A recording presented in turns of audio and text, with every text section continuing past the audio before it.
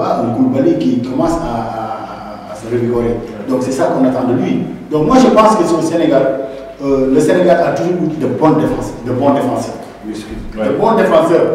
Toutes les campagnes que nous avons eues de Asmara à 2002, le Sénégal a été toujours bénéfique sur ces défenseurs. Et vous voyez l'action, le premier but d'hier.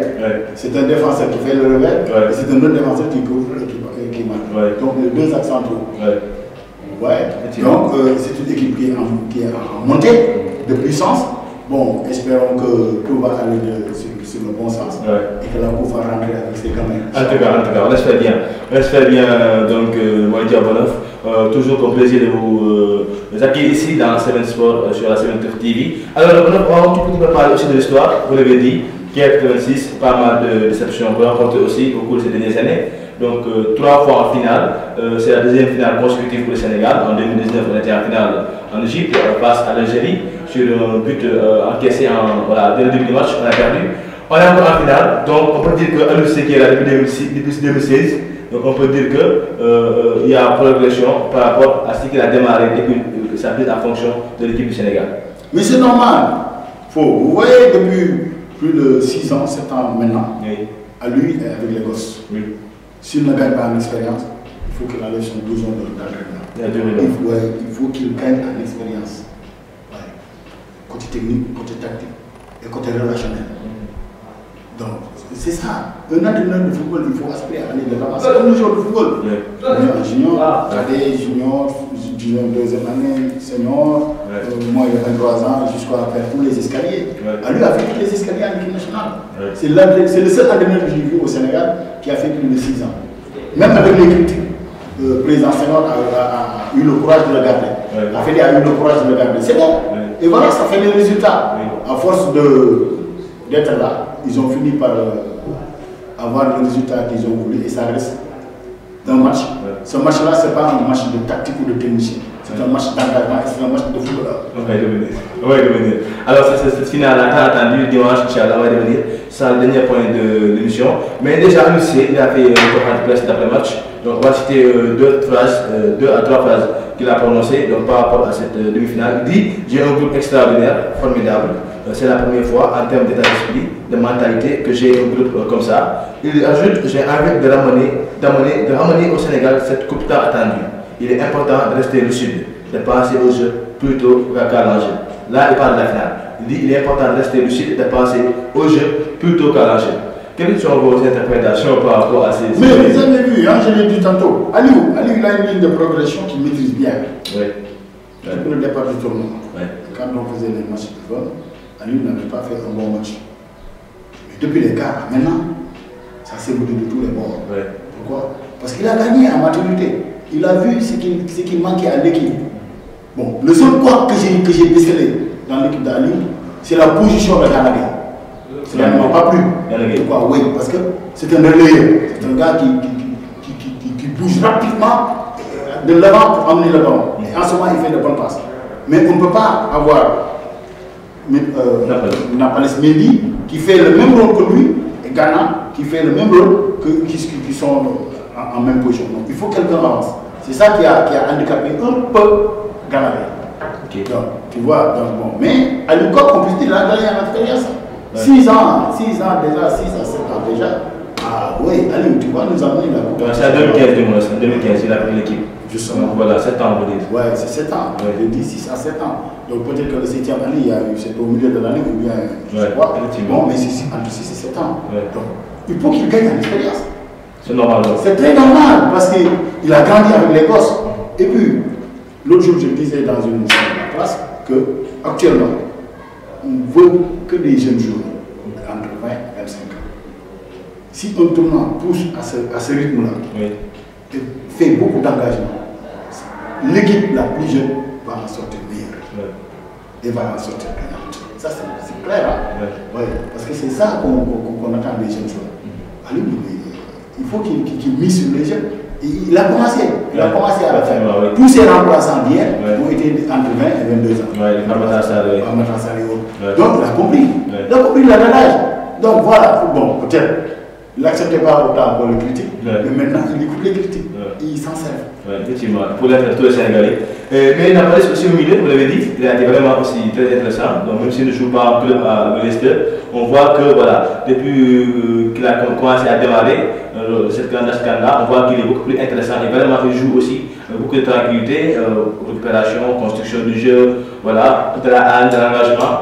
Quel est votre avis par rapport à Nampalys? Mais c'est normal, parce que si je me rappelle en 2002, quand le Sénégal était en quart de finale de Coupe du Monde, quand le Sénégal était en finale au Mali, les villages sont tous ralliés l'Angleterre. Hein? Ils ont tous rallié l'Angleterre. Pourquoi?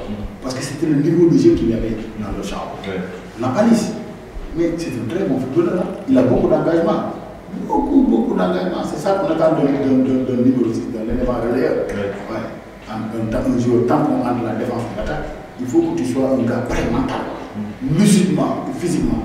Donc, Nampalys, malgré sa taille, il s'en sort. Il s'en sort parce que le jeu du football, ça se fait pas en haut, ça se fait en. Mais là, on peut dire que c'est un peu gagner à l'UC parce que personne ne pensait la monnaie, vu qu'il ne jouait pas à Leicester. On parlait pas de Ndiaye qui était en Turquie, on parlait aussi d'autres joueurs, mais elle a toujours maintenu sa confiance, malgré qu'il n'ait pas autant de jeux considérables en Angleterre.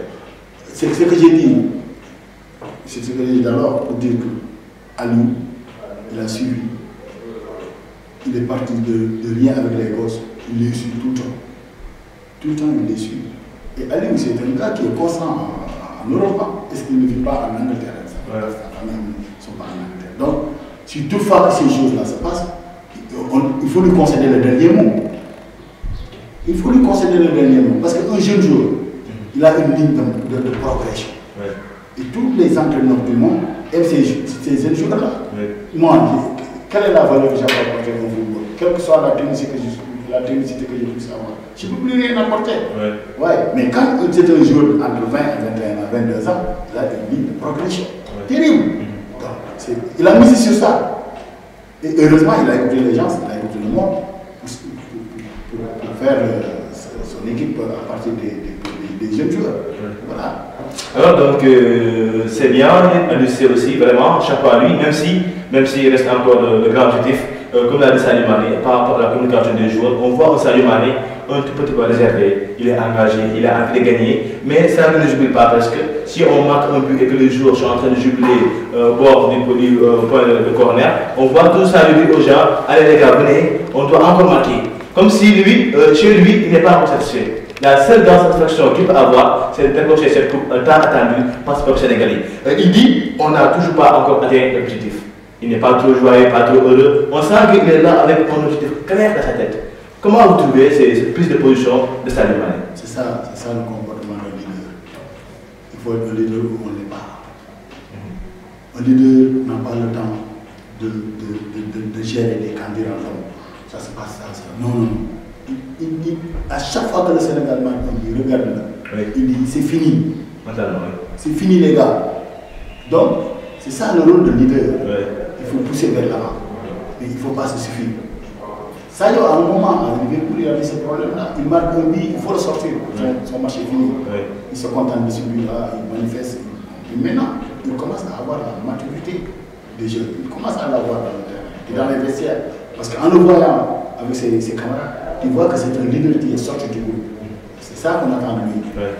Mais moi, au-delà de Sadio Mané, est-ce que cette équipe-là, mentalement, je pense qu'elle est beaucoup plus affectée, beaucoup plus prête, parce que voilà, maintenant le Sénégal, en question un but, on voit les joueurs, ils ne sont pas paniqués, ils sont tranquilles, ils prennent la balle dans les cages, ils vont au centre, ils continuent à jouer calmement, avec beaucoup de sérénité. Ça aussi, c'est la patte à nous ou bien c'est la maturité des joueurs? Non, ça, c'est l'engagement dans le football, c'est la maturité d'une équipe qui est longtemps forgée. L'équipe est longtemps forgée. À Lyon, depuis 6 ans, tu ne connais pas l'équipe de Aliou Cissé. Depuis les quarts de finale, on commence à voir son équipe.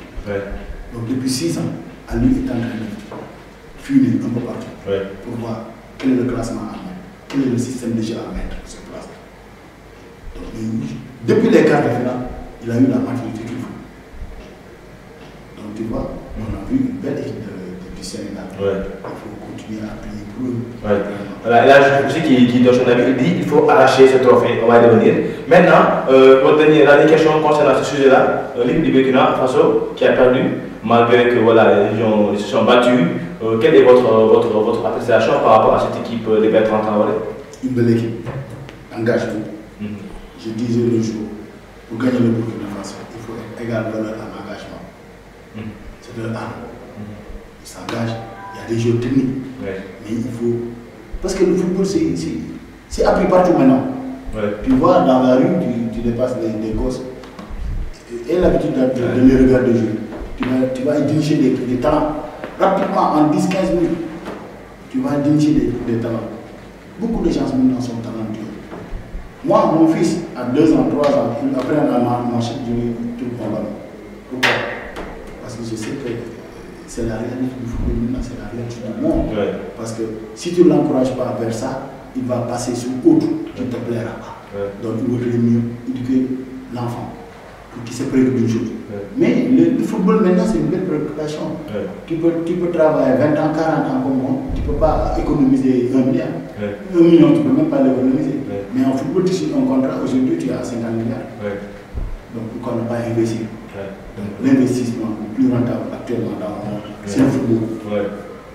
Machallah, on a vu aussi le ministre des Sports Matalba, donc encourager l'équipe et dire qu'encore une fois, l'objectif on le sait tous, c'est gagner la coupe. Alors on revient un tout petit peu par rapport à cette équipe de Sénégal. L'histoire, comme je l'ai dit, votre génération est passée par là, il y en a d'autres qui sont passés avant vous, d'autres qui sont venus après vous, beaucoup de grands joueurs ont passé par là, on n'a pas encore pu gagner cette coupe-là. Ce peuple sénégalais, amoureux, passionné de football, qui a toujours aimé ce ballon, qui a toujours suivi ce sport magnifique, jusqu'à présent n'arrive pas à gagner cette Coupe d'Afrique. On est à notre troisième finale, à notre deuxième consécutive. Cette fois-ci, c'est chez le Cameroun, le voyageur Oni, je dis, le lundi Oni du moins, celui qui nous a empêché de gagner la Coupe en 2002 au Mali. Donc celui aussi qui nous a éliminé en 2017 en quart de finale. Donc voilà, c'est celui-ci qui a vraiment été toujours un adversaire de taille pour le Sénégal. Ce sera chez lui. Si vous deviez avoir une préférence entre l'Égypte et le Cameroun, quelle est l'équipe que vous préférez avoir? Quelle que soit l'équipe qui arrivera, le Cameroun nous doit une revanche. Et en lui, la revanche n'est jamais perdue en général. Et là, c'est le football. Il faut que les gosses, il faut qu'on les rappelle cela. Comme tu as dit tout à l'heure, c'est quoi que tu as dit. Ils nous ont battus au Mali sur un but étriqué, une défense très basse. On ne pouvait pas régler ce problème. Aujourd'hui, on est ces jeunes. La pression, c'est sur eux. C'est sur eux qui sont devant le public. Effectivement. Devant le maman, devant le service et frères. Mais nous, on est là-bas, on va pratiquer du football, on va faire le jeu pour gagner cette coupe-là. Quelle que soit l'équipe. Moi, je pense que rencontrer les équipes est plus compliqué encore. C'est une équipe qui joue au football. Voilà. Une belle équipe. Une belle équipe jeune qui joue au football. C'est comme le Sénégal, c'est comme l'équipe du Sénégal. Ils ont pratiquement le même prototype de foot. Donc, bon. Et en ce moment, s'il y a cela, la seule chose qui peut différencier les équipes, c'est l'engagement, c'est le fight spirit. Donc voilà. Moi, je pense que si on aura le Cameroun, ce sera quelque chose de prenant. Et pour aller faire le Cameroun-Égypte, votre... Bon, je n'ai pas l'habitude de pronostiquer. Je n'ai pas l'habitude de pronostiquer parce que moi, j'étais un sportif de haut niveau. Je ne me permets pas de faire la pronostic. Et en général, quand je suis devant la télé, et quand je ne suis pas au match et devant la télé, je donne mon appréciation sur le comportement des lignes pour dire cette équipe n'a qu'à faire attention, cette équipe n'a pas à faire ceci, cette équipe n'a qu'à faire cela. L'Égypte aura une pression extraordinaire ce soir, venant du public, hors terrain. Hors terrain, c'est la pression est là pour l'Égypte. La pression venant va quitter le terrain et va attaquer directement l'équipe égyptienne. Parce que le 12e Cameroun est là. Et c'est le public. Ils vont être en masse au stade aujourd'hui. L'avant-dernier match du Cameroun, il y a eu des morts. C'est la bousculade. Mais aujourd'hui, peut-être il n'y aura pas de mort parce qu'il n'y aura pas de bousculade. Les gens se préfèrent sortir, il n'y aura pas de bousculade. Mais ils seront pleins d'engrais dans ce spectacle. Ce sera le seul point que l'Égypte doit essayer de gérer.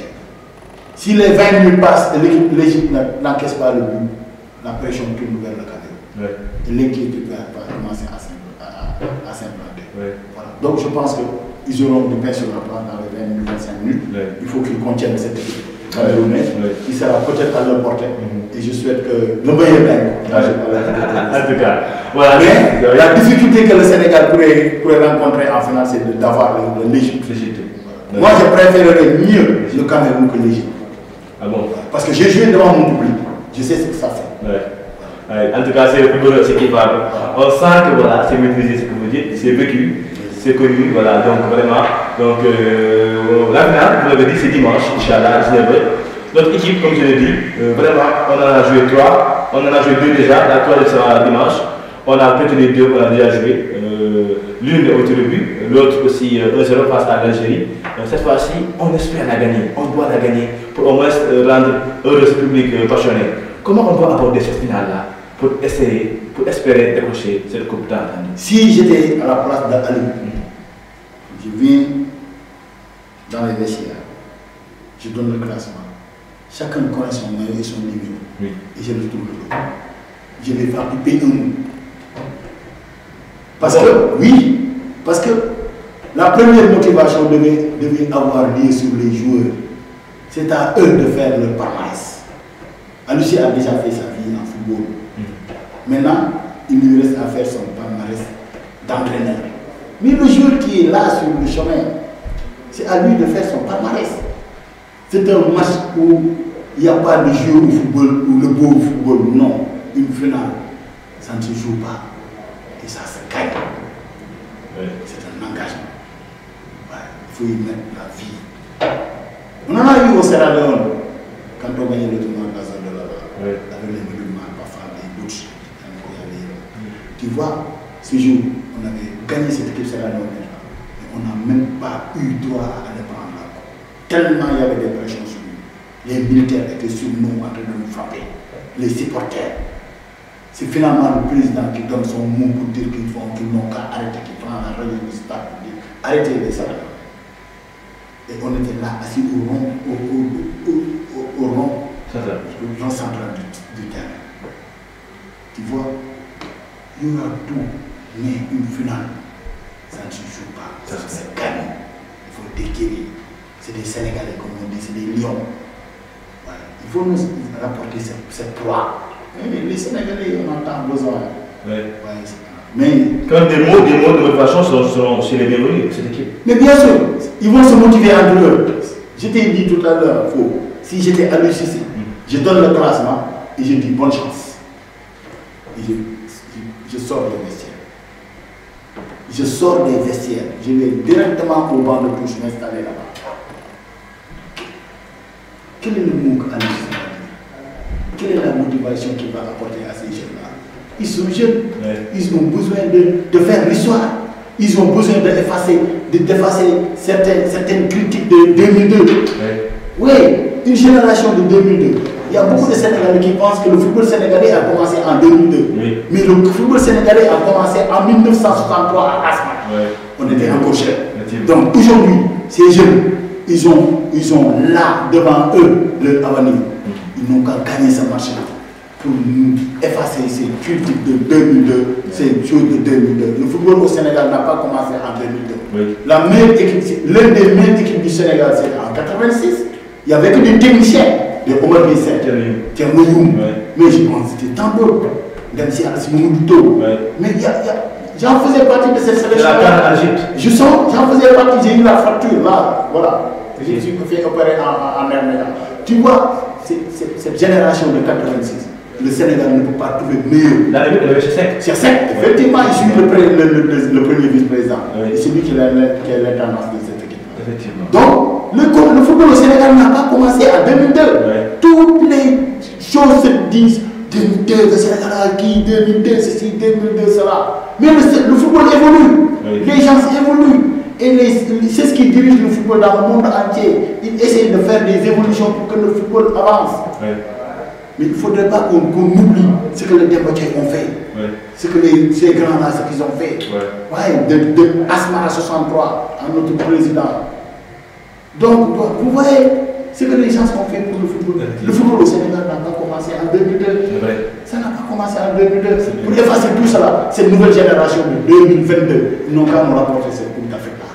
On en a tant besoin, tous les Sénégalais. En première, eux, qui sont dans le terrain. Ça va leur faire leur palmarès. Et au retour de leur club, ils verront que cette équipe nationale les a porté chance.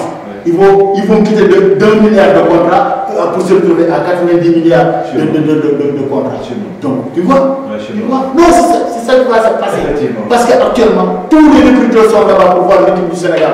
Pourquoi? Parce que c'est à monter en puissance, à inquiéter le monde. Voilà, c'est ça le football. Il faut qu'on aspire, même dans la vie actuelle, dans la vie comme ça. Mais la personne doit aspirer à avancer, à aller de l'avant. Cette génération-là, Jérôme, fiston, gagne-nous cette Coupe d'Afrique. On l'espère bien. Merci. On l'espère bien. Merci beaucoup. Bonhomme, toujours plaisir. Je vous donne la parole pour le mot de la fin face à nos téléspectateurs et aussi à nos internautes qui nous suivent à travers nos différentes plateformes digitales. Je vous remercie. Bon, là, je peux me permettre de dire ce qu'on chez nous. Oui, effectivement. Chaque fois que je suis invité, j'ai fait de mon mieux pour être là, pour ma présence. J'étais au bureau, j'étais en train de travailler, mais j'ai écouté tout pour venir pour un mot pour cette Coupe d'Afrique-là.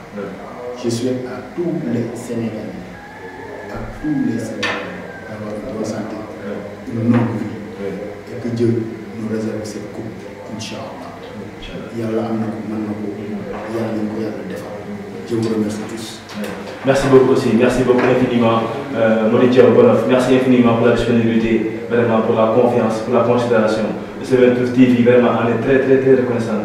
Vraiment, et Inch'Allah, on va encore faire d'autres plateaux, Inch'Allah, très somptueux pour nos amoureux, pour nos internautes, et c'est ce que je suis aussi. En tout cas, on est très content de vous suivre ici. Vous l'avez dit, on espère que cette fois-ci sera la bonne pour toutes les grandes générations qui sont passées par là. Pour ce pays amoureux du football, pour ces gens-là qui ont beaucoup fait, qui sont partis, je pense à Feu Pablo Diop, je pense à Feu Jefferson Kandé, à Feu d'autres personnalités sportives.